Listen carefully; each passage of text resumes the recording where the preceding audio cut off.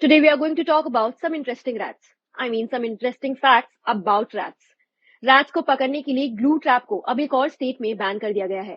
If you didn't know, Punjab इस rat trap को ban करने वाला 25वां स्टेट बन चुका है.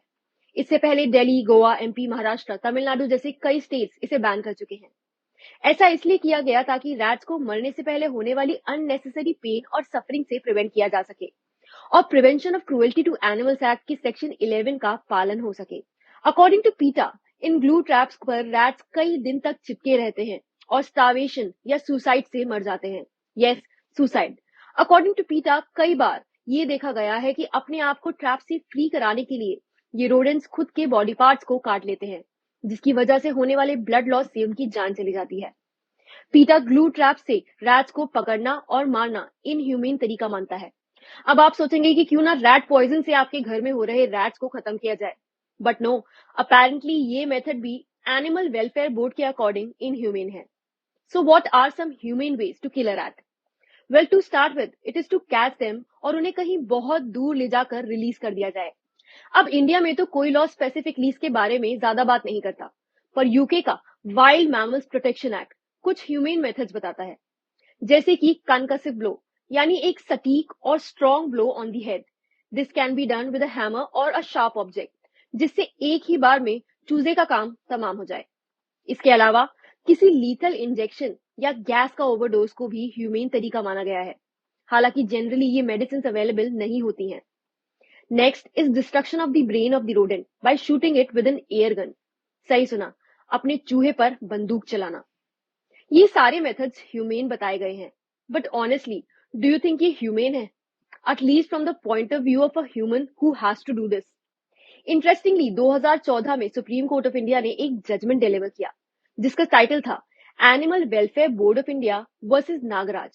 इस केस में सुप्रीम कोर्ट ने जानवरों को भी ह्यूमंस की तरह आर्टिकल 21, जो कि right to life and personal liberty की बात करता है, इसके तहत राइट्स प्रदान किए और कहा कि किसी भी जानवर को मारना, पीटना, टॉर्चर करना आर्टिकल 21 का वायलेशन माना जाएगा.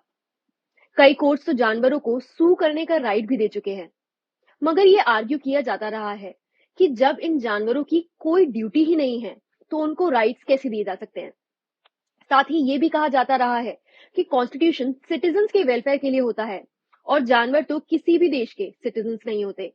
इंडिया में आमतौर पर चूहों को केज में पकड़ा जाता है और अगली स्ट्रीट में छोड़ दिया जाता है, लेकिन इससे कोई प्रॉब्लम दूर तो नहीं होती, क्योंकि अगली स्ट्रीट वाला अपने चूहे को हमारे घर के सामने छोड़ जाता है.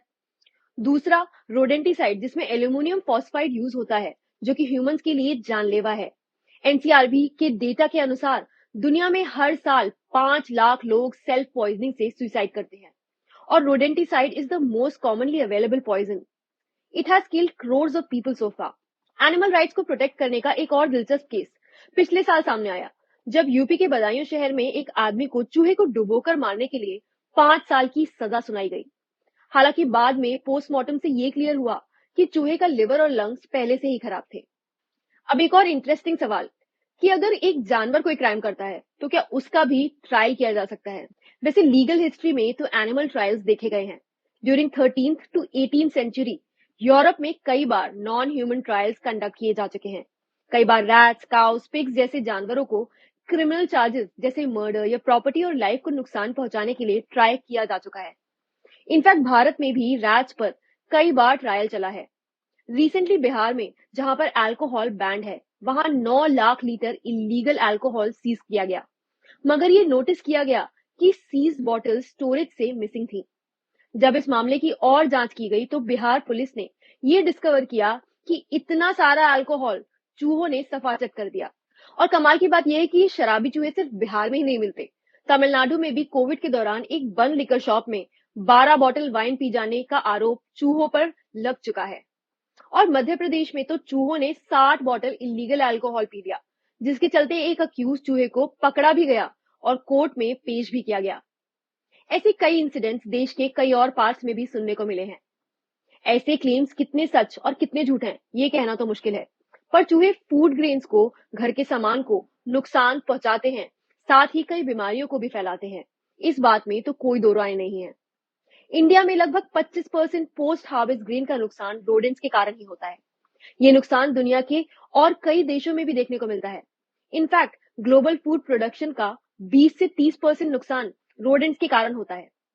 इसके अलावा सिर्फ इंडिया में an estimated range from 2.4 million tons to 26 million tons per year का फूड ग्रेन लॉस रोडेंट्स की वजह से देखने को मिलता है।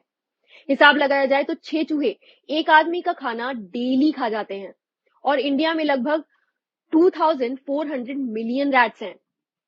यही नहीं, रैट्स खाने का और फसल का इतना ज्यादा नुकसान करते हैं कि इसकी वजह से कई एरियाज में फैमाइन और स्टार्वेशन तक देखने को मिला है। यहाँ तक कि टेररिज्म और सेपरेटिज्म जैसी मुश्किलें भी चूहों के कारण जन्म ले चुकी हैं। कैसे? मिजोरम में 48 टू 50 इयर्स के पीरियड में मौसम, जो कि एक बैम्बू फ्लावरिंग सीजन होता है, वो आता है।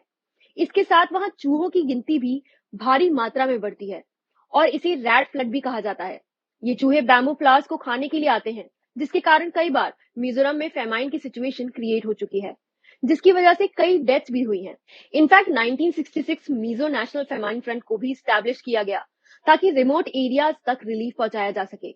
यही ऑर्गेनाइजेशन बाद में जाकर मिजो नेशनल फ्रंट बनी, जिसने एक मेजर अपराइजिंग की और कई साल की सेपरेटिस्ट एक्टिविटीज के बाद 1986 में मिजोरम को स्टेटहुड दिलाया। इस तरह के फेमाइन सिर्फ इंडिया तक लिमिटेड नहीं है, ये लाओस, जापान, मेडागास्कर और साउथ अमेरिका के कई देशों में भी देखे गए हैं। साथ ही कई बार रैट्स की वजह से ह्यूमन लाइफ का भी लॉस देखने को मिलता है। यूएस में इसी साल एक केस सामने आया जहां एक चूहे ने एक सोते हुए 6 महीने के बच्चे को लगभग 50 बार बाइट किया, जिसकी वजह से उसे काफी ब्लड लॉस हुआ। साथ ही उस बच्चे ने एक नियर डेथ एक्सपीरियंस फेस किया। ऐसे कई केसेस इंडिया में भी कई सालों से सामने आते रहे हैं। 2015 में हैदराबाद के एक हॉस्पिटल में एक इन्फेंट की जान चूहे के काटने से चली गई। साथ ही बिहार में 2018 में एक 8 साल के बच्चे को अपनी जान चूहे के काटने के कारण गंवानी पड़ी। अब सवाल ये कि क्या एनिमल राइट्स को इतनी ज्यादा इंपॉर्टेंस देना सही है, जहां इंडिया में आज भी फांसी देकर डेथ पनिशमेंट को एग्जीक्यूट किया जाता है और इंजेक्शन या इलेक्ट्रिक चेयर से डेथ पेनल्टी देने की डिमांड कई सालों से हो रही है, लेकिन फांसी का फंदा अब भी यूज हो रहा है। वहां रोडेंट्स को मारने के लिए इतनी सेंसिटिविटी, ये कितना सही है? Do comment and let me know.